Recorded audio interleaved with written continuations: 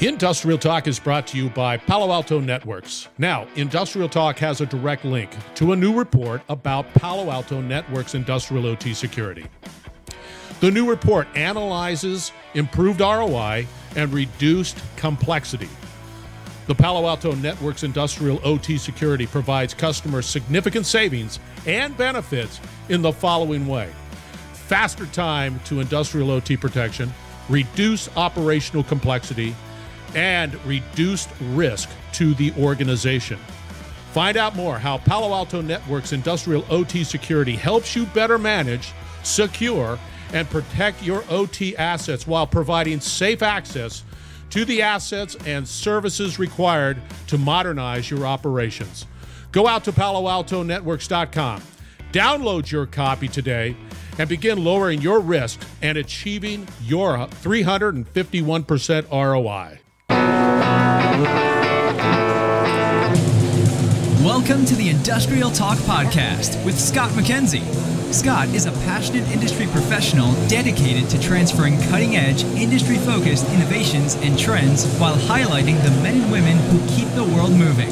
So put on your hard hat, grab your work boots, and let's go. All right, once again, welcome to Industrial Talk. Thank you very much for joining the #1 industrial-related podcast in the universe, backed up by data that celebrates...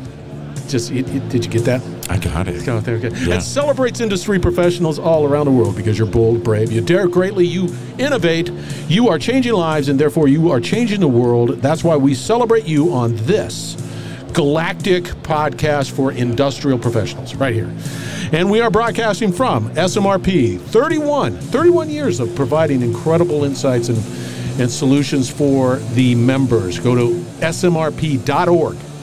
For more information. Do not miss out. If you want to get into the world of maintenance, and if you want to get in the world of asset management, if you want to get in the world of reliability, smrp.org is the place to hang out and make that a priority. He's a legend. He's been on the podcast before. He's got a calming voice, as my wife would say. Dan Anderson. Copperleaf is the company. Let's get cracking. It's an honor and a privilege here, Scott. It's always an honor to be back here with you. It's always great to have you. Yeah. Look at listen to his voice, man. Two guys, just silky smooth voice. Silky smooth. Should we sing together, Scott? I don't know, man. Yeah. If we can harmonize, it'd be great. And bass. So, with that said, now you're over here. Just FYI, you're with Copperleaf, but you're representing some other company. That's right. I'm newly involved with the World Partners in Asset Management. That's pretty galactic world, because the next one would be universe. Yeah. Galaxy universe. So this. Well, no, it's the global forum for maintenance and asset management. It's a step higher than that. So it's one of my roles with the board of directors here with SMRP. What is the role of it? I mean, what is that or what is it? They provide the CAMA exam, which is the Certified Asset Management Assessor's Exam, which comes in and allows folks to get additional credibility when it comes to ISO 55000. Yeah. And maybe come in and do internal audits or external audits for their organization. Huh. Just an added layer of credibility, and that's what WPI M focuses in on, is providing that exam for folks out there. An additional certification along with the IAM, the SMRP, the CMRP. So I can go out to SMRP and find out more, or do I have to go directly to another website? No, you can get it right off the website. I mean, we've got additional discounts. If you are a WPI M member and, looking to get your SMRP membership, or just get discounts on the certification exams. There's a lot of offerings out there just through the website. Yeah. Well, it makes sense. All right. Let's talk a little bit about I jump right into it. Yeah. I might know who you are, but there are some people that do not know who you are. Give us a little background. Yeah. So Dan Anderson, I've been working in maintenance and reliability since the inception of my career. Started off with data stream systems. A lot of people know it as N4 nowadays. Yeah, it is. And now I went to, it's not just N4. Data stream, N4, and now it's Hexagon. Yeah. Okay, yeah. never mind. So the progression of that company, and I started with DataStream when it was like 32 employees and was their first associate consultant rooting around tool cribs and so you know some of the people we know. Yeah, a lot of people here. It's so great to come back here to the SMRP annual conference. People are it's just like an old family. It's great. There's such a collegial feel. Everybody wants to help out, and everybody they're willing to solve problems. Mm-hmm. There's really it's a very nice. No, it's good. It's all good. It's all positive. Nothing negative. All right. Let's talk a little bit about what you want to talk about. That's asset investment planning. Level set for us what that is. Okay, so you get all this data here, you know, that you collect in through APM systems, EAM systems, where you house the data. And you know what asset investment planning is really focusing in on is helping people to make more informed decisions when they're building a capital plan. Right, so these organizations are building out 5, 10, 15-year long capital plans, and why did they make these investments? Why did they opt to, you know, replace this boiler rather than refer this boiler, and why did they do it, you know, this year rather than 5 years out? And so what Copperleaf does is it really helps folks to understand through a risk-based approach and a value framework of how to prioritize their spending, and that could be on, you know, non-asset related projects, it could be on asset related projects, but you know, for all intents and purposes, if we're looking at assets, you know, why did you make that decision to, you know, defer replacing that generator, let's say, rather than, you know, refurbish that generator and defend it, to be able to defend it to regulators. Yeah, see, that's the key, is to be able to defend it. You know, you might be able to make the decision saying, hey, okay, let's defer the maintenance on that particular generator. Okay, let's defer these, but it goes beyond the financial side. There's got to be some more analytics, some more thinking into why that was deferred. Exactly. Right? Mm-hmm. And that goes with anything. So you create that framework. Take us through a scenario of that evaluation. Okay.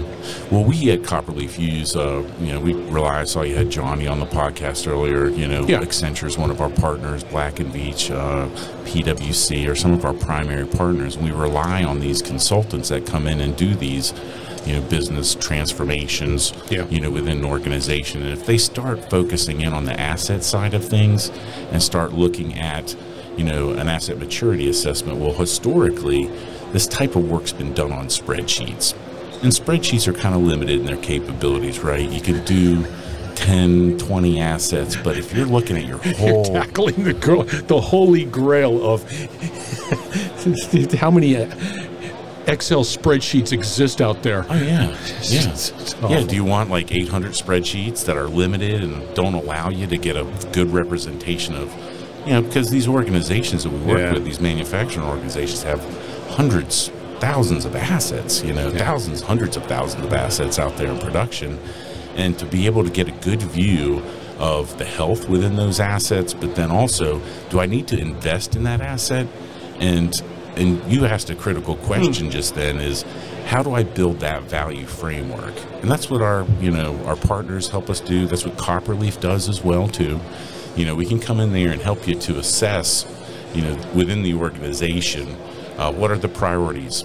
You know, for example here, Scott, if Pacific Gas and Electric, well, they have a lot of forest fires out there. Mm-hmm. And so forest fire, being able to prevent that and put a priority on forest fires is much higher in nature than a Duke who's here on the East Coast and doesn't really have to work with it much. You know, then those are basically scored, and you get a good idea of not only just budgetary measures and how long it takes, but, you know, regulatory compliance, safety measures, you know, a lot of different variables that should go into your decision making when you're looking to, you know, really do what's best for the company. So I go through that process. I look at my asset base from, you know, from my criticality, this is high, this is low, and everything in between. Mm-hmm. how do you paint that picture? How do you make it easy and approachable for me to say, aha, I get it? Yeah. And I don't have to, me personally, I don't have to do any digging. I get it. It's obvious, and it's telling me that defer, invest, whatever the criteria. How do you display that? Okay, so I think the secret sauce with Copperleaf is that, a lot of organizations out there can get a list of projects they need to take care of during the year, right? They're putting together a capital plan for 5, 10, 15 years out. And you're looking at all these different projects, but the secret sauce with Copperleaf comes into the optimization engine. So these PPM tools out there will allow you to really look at your list of projects. The optimization engine that's built into Copperleaf says, okay, I can defer this one out 5 years, or I had a 10% budget reduction. How do I deal with that now with all these projects I have in the pipeline? And so you can build in these, reductions, these budget reductions, and then really kind of look at your plan. You can re-optimize the plan. So that project that had high priority, maybe today, is now fallen off to the wayside. So it's the algorithm that's built into the software that allows you to do that. Can you run what if scenarios? Let's say, can you start, what if this, what if that? Let's dial it in. Let's get it to the point where everybody is shaking their head in the right direction, saying, yeah, that's it, and lock it in.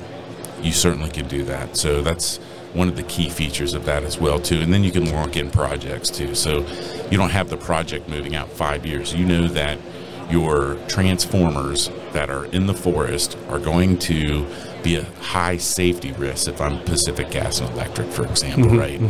And I need to have safety as number one priority here. And so I want to lock in those. There's no moving around those project dates, and I don't want to delay those. Those will be done immediately. And if that's an executive level decision, then those can certainly be locked into the software.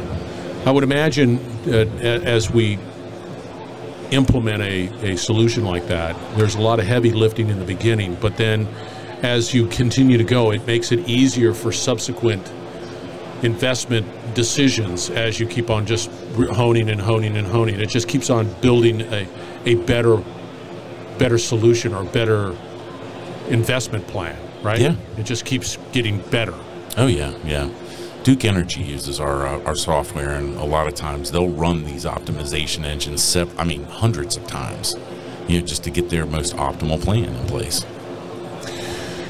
Yeah, it's pretty cool there. Yeah, it's much different, being from the reliability background. We've talked before about, effective adult learning and reliability excellence and cultural transformation and all this stuff. So being back on the software side of the fence is definitely a transition. Yeah, but it makes sense. And because everybody, and I mean every industry out there does a capital plan. Yeah. Tries to figure out, and I would imagine it removes that personal feeling. That's my motor. That's my favorite motor.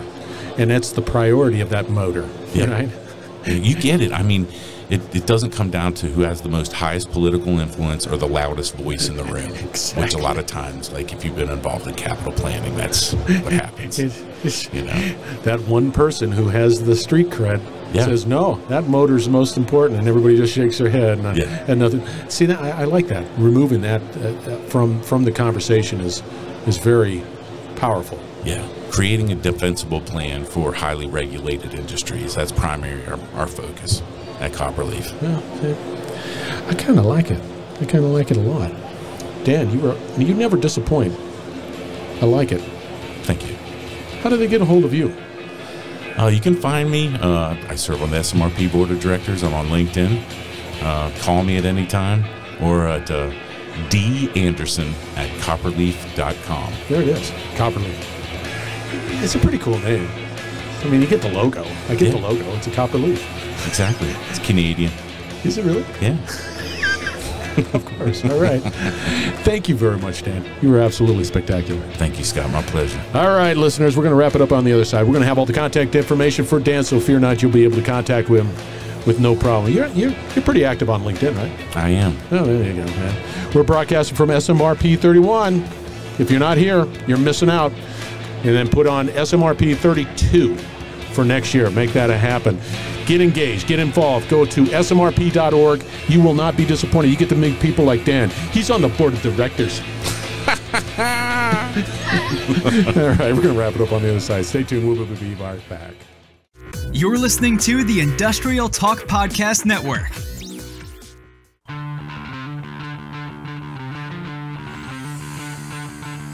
Yep, Dan knows what he's talking about. Dan understands asset management like nobody else. He is amazing. Check him out. We have his stat card out on Industrial Talk. He's the director of World Partners in Asset Management. And if you're in the world of asset management, yep, your call to action is connecting with Dan as well as looking into World Partners in Asset Management, as well as SMRP. Go out to smrp.org. Find out more, most definitely.